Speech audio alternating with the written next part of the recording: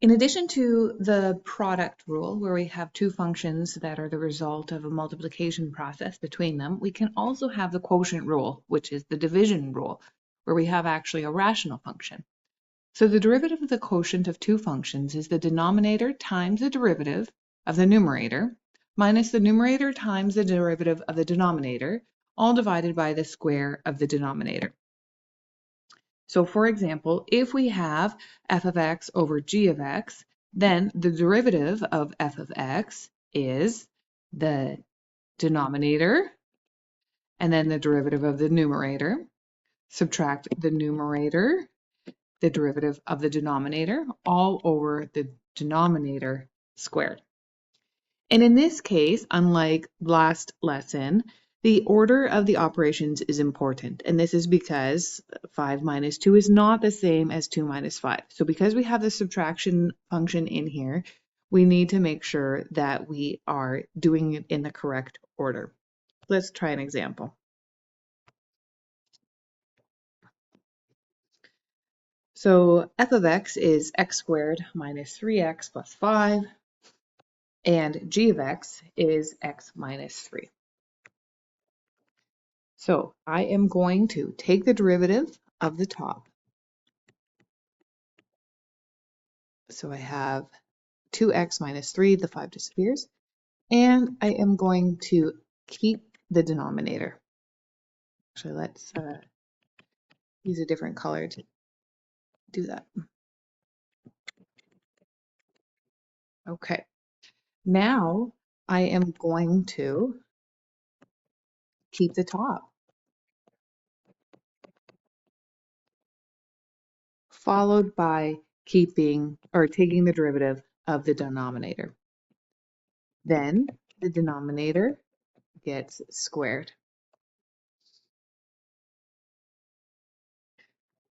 Oops.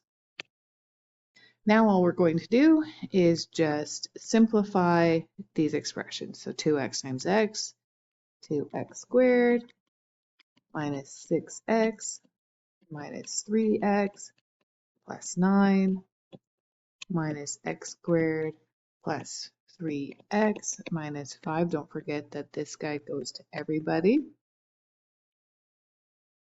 All divided by x minus 3 squared. And I'm going to leave that in that form. Okay, now I'm going to combine like terms. So I have an x squared minus, or 2x squared minus x squared. So that just gives me x squared minus 6x minus 3x plus 3x is just 6x. 9 minus 5 is 4, all over x minus 3 squared. And I might, in some cases, be able to simplify this further by factoring the trinomial here. But in this case, there are no solutions. I've got nothing multiplies to 4 and compares to or combines to -6. Okay, let's try another one. All right, first thing I'm going to do is take the derivative of the top.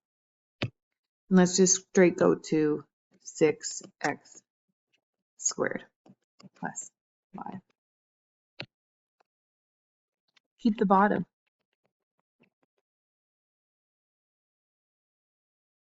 Keep the top. Derivative of the bottom. All over the bottom squared. After I've done that, I'm just going to simplify. So I'm going to have 6x to the 4 minus 6x squared plus 5x squared minus 5 minus 4x to the 4 minus 10x squared all over x squared minus 1 all squared. Okay, combining like terms, I have 6x to the 4 and negative 4x to the 4.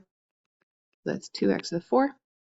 Negative 6x squared plus 5x squared minus 10x squared is negative 11x squared, and then that one regular number, all over x squared minus 1 all squared.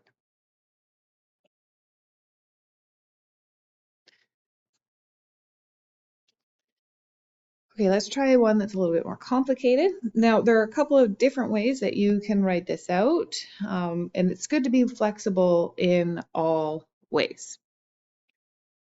Okay, so b prime of x. I'm going to take the derivative of the top, which is going to be 1 over 2 root x, the derivative of this guy. Then I'm going to keep the bottom. I'm going to keep the top, take the derivative of the bottom. Okay, and now all of this is divided by, and I'm going to switch my notation here because I have fractions in the numerator. All of this is divided by the bottom, the denominator squared. Okay, so 1/2 times 2 is just 2 over 2. Okay, and then I have 2 x's on top and half an x on the bottom. 2 minus a half is 1.5.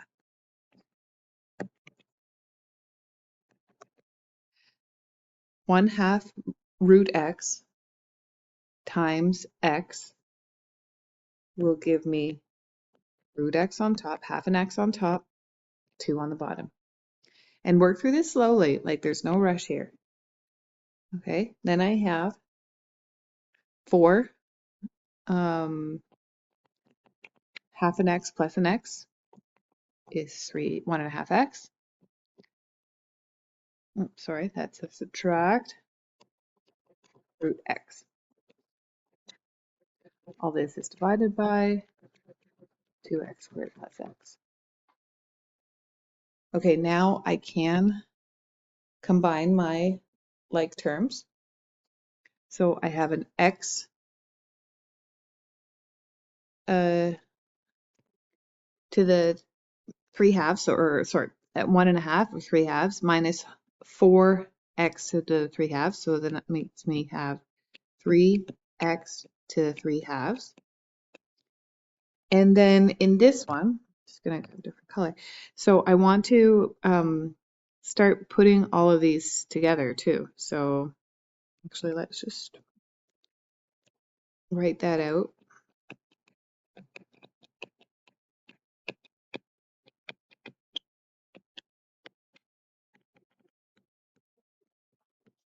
Take your time with these. Okay, so I need a common denominator here. I'm going to put this over 2, put this over 2.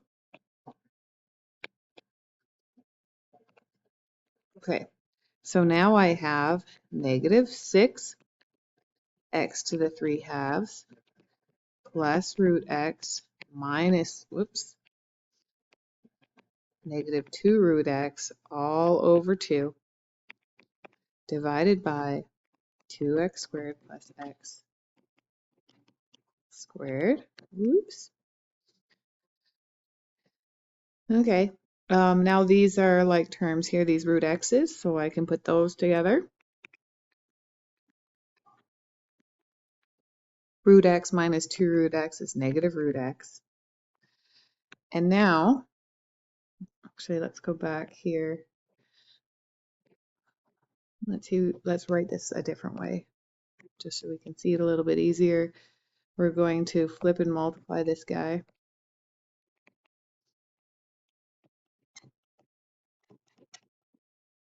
Oh geez, sorry guys.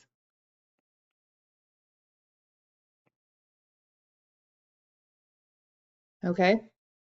And so I've done that so that hopefully we can see now that we're going to multiply top times top and bottom times bottom. And there's our final answer.